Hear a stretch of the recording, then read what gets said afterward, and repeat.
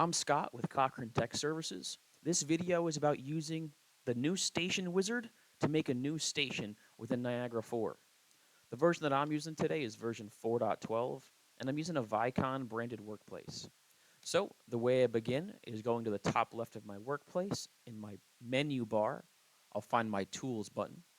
Under Tools, I'll click New Station.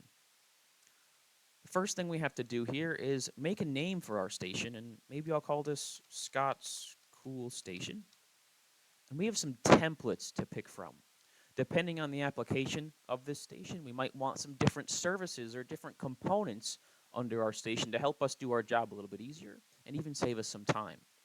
Well, I know this station is going in a J, so I'm going to pick my new controller station, and I'll click Next. And then need to set a password for the default user to get into that station. So the default username is admin, and I'll set a password for this. And I'll even click OK. I'll open it up in the user home to show us what came with that template, new controller station. If I click Finish, ho ho ho! You're a wizard, Harry. Here it is. In my nav tree here, I have a folder called Scott's Cool Station and Config. And under Services, these were just some of the things that came in that new controller station template. So congratulations, you made your first station.